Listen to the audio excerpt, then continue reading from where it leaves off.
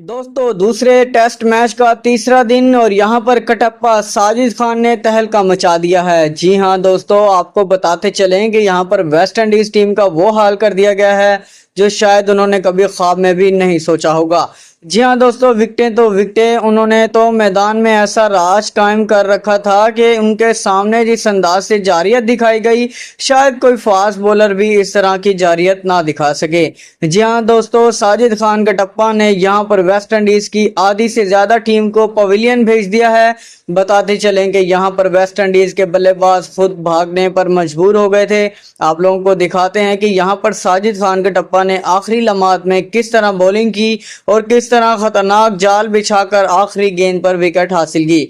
दोस्तों आखिरी सेशन में उन्होंने जो स्पेल कराया वो भी आप लोगों के साथ शेयर करते हैं। और उसके साथ साथ दोस्तों यहाँ पर अब्दुल्ला शफीक ने साबित कर दिया कि उन्हें किताबी खिलाड़ी क्यों कहा जाता है। जी हाँ दोस्तों, उनके पीछे जो वजह है वो भी आप लोगों के सामने पेश करते हैं। क्या ही जबरदस्त उन्होंने नॉट आउट इनिंग्स खेली है।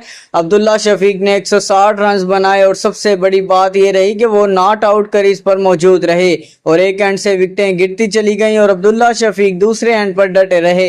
दोस्तों वो पाकिस्तान के लिए सीसा पिलाई हुई दीवार साबित हुए और 160 रन बनाकर नॉट आउट रहे। दोस्तों वेस्ट इंडीज का कोई भी बॉलर अब्दुल्ला शफीक को आउट करने में कामयाब ना हो सका। पाकिस्तानी टीम के तमाम बल्लेबाज आउट हो गए, लेकिन अगर कोई आउट नहीं हुआ तो वो कौन था? जी हाँ, वो सिर्फ और सिर्फ अब्दुल्ला शफीक थे। दोस्तों वो खड़े रहे, डटे रहे और लड़ते रहे। अगर किसी ने यहाँ पर हौसले, हिम्मत और खराब पिच पर भी अपनी जानिब से भरपूर कोशिश की तो वो कौन था? जी हाँ दोस्तों, वो अब्दुल्ला शफीक ही थे।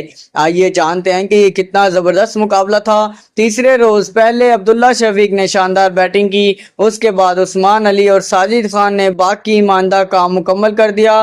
दोस्तों इन दोनों बॉलर्स ने वो कारनामा अंजाम दिया जिसकी किसी को तवक्को नहीं थी। साजिद खान ने दोस्तों साबित कर दिया कि वो जो कहते हैं वो करके भी दिखाते हैं। मैच शुरू होने से पहले उन्होंने कहा था कि वो सिर्फ इस इंतजार में है कि कब इन्हें मैदान में उतारा जाए और कब वो मुखालिफ टीम की धज्जियां बिखेरते हैं। दोस्तों उनकी बात बिल्कुल दुरुस्त साबित हुई। जी हाँ दोस्तों, उन्होंने साबित कर दिया कि साजिद खान कभी झूठ नहीं बोलते। पहले उन्होंने बैटिंग में भी अच्छी कारकर्दगी दिखाई और रन्स बनाए, उसके बाद बॉलिंग में उन्होंने वो कर दिखाया जो कोई दूसरा ना कर सका। आइए दोस्तों मुकम्मल खेल आप लोगों के साथ शेयर करते हैं, लेकिन इससे पहले दोस्तों वीडियो को लाइक ज़रूर कीजिएगा क्योंकि साजिद खान और अब्दुल्ला शफीक दोनों ही इसके हकदार हैं। अब्दुल्ला शफीक ने वाकई काबिले कदर बैटिंग की है, उनकी इस इनिंग का कोई सानी नहीं है। क्या ही ज़बरदस्त क्लासिकल इनिंग्स खेली गई है। तो दोस्तों आइए अब वीडियो का बाकायदा आगाज़ करते हैं। पाकिस्तान की टीम दोबारा बैटिंग के लिए मैदान में आई तो सबकी नज़रें अब्दुल्ला शफीक और बाबर आजम पर थी। जी हाँ दोस्तों, बाबर आजम आज जिस अंदाज में बैटिंग कर रहे थे वाकई ऐसा महसूस हो रहा था कि वो आराम से अपनी सेंचुरी मुकम्मल कर लेंगे। बाबर आजम मुसलसल उम्दा शॉट्स खेल रहे थे, खराब गेंदों को बाउंड्री के बाहर भेज रहे थे और ऐसा महसूस हो रहा था कि इन्हें आउट करना वेस्ट इंडीज के लिए तकरीबन नामुमकिन हो चुका है। वो सेंचुरी से सिर्फ 12 रन की दूरी पर थे, लेकिन फिर वो वाकया पेश आ गया जिसने पूरी पाकिस्तानी टीम और शायकीन को हैरान और परेशान कर दिया। दोस्तों बाबर आजम इंतहाई मामूली फर्क से रन आउट हो गए, डायरेक्ट हिट लग गई, गेंद आम सी थी और बाबर आजम 88 रन बनाकर पवेलियन वापस लौट गए। दोस्तों इससे ज्यादा बदकिस्मती शायद ही किसी बल्लेबाज के हिस्से में आ सकती हो, क्योंकि बाबर आजम जिस फॉर्म में थे उनकी सेंचुरी तकरीबन यकीनी दिखाई दे रही थी। बाबर आजम के आउट होने के बाद अगर किसी एक खिलाड़ी ने पाकिस्तान की इनिंग्स को संभाला तो वो अब्दुल्ला शफीक थे। बाबर आजम के आउट होने के बाद अब्दुल्ला शफीक को किसी मुस्तकिल साथी का साथ नहीं मिला, लेकिन उन्होंने हिम्मत नहीं हारी। एक तरफ दोस्तों विकेटें मुसलसल गिरती रहीं और दूसरी तरफ अब्दुल्ला शफीक क्रीज पर सीसा पिलाई हुई दीवार बने रहे।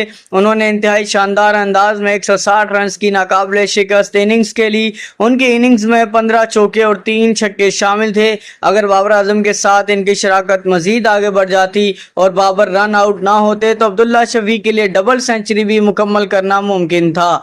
जी हाँ दोस्तों, उसके बावजूद 160 रन रन की इनिंग एक जबरदस्त इनफरादी कारकर्दगी है और वो नॉट आउट भी रहे। अब्दुल्ला शफीक ने साबित कर दिया है दोस्तों कि मुश्किल हालात में भी वो पाकिस्तान की बैटिंग को संभालने की भरपूर सलाहियत रखते हैं। जब अब्दुल्ला शफीक को दूसरे एंड से मदद की ज़रूरत थी तो आगा सलमान मैदान में आए, लेकिन उनकी बैटिंग ज़्यादा देर तक ना चल सकी। आगा सलमान ने सिर्फ 4 गेंदों का सामना किया और बगैर कोई रन बनाए आउट हो गए। इन लोगों को शर्म आनी चाहिए जिन्होंने पाकिस्तान में प्रैक्टिस सेशन में हिस्सा लिया, वेस्ट इंडीज में भी प्रैक्टिस की। जबकि अब्दुल्ला शफीक ग्लोबल लीग खेलने गए हुए थे, 10 माह बाद उन्हें अचानक दूसरे टेस्ट मैच में मौका दिया गया। न उन्होंने पाकिस्तान में कैंप ज्वाइन किया और ना ही वेस्ट इंडीज की पिचेस पर आकर प्रैक्टिस की, बल्कि बराह रास्त मैच खेलना शुरू किया और नॉट आउट रहे।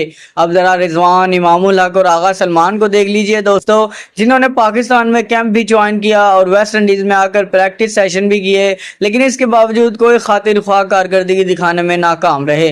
दोस्तों, पाकिस्तान पहले ही बाबर आजम की विकेट गंवा चुका था और ऐसे वक्त में आगा सलमान से तवक्को थी कि वो कुछ देर क्रीज पर रुकेंगे और अब्दुल्ला शफीक का साथ देंगे, लेकिन ऐसा ना हो सका और वो 0 पर आउट हो गए। इसके बाद हमारे विकेट कीपर बल्लेबाज मोहम्मद रिजवान मैदान में आए, लेकिन उनकी बैटिंग भी शायकीन की तवक्कुआत के मुताबिक ना रही। रिजवान ने सिर्फ 18 रन बनाए और फिर अपनी विकेट गंवा बैठे।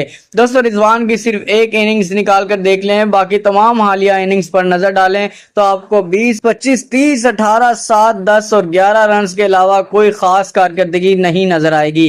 जिस वक्त टीम को एक बड़ी शराकत की जरूरत थी, रिजवान एक मरतबा फिर अब्दुल्ला शफीक का साथ छोड़ गए।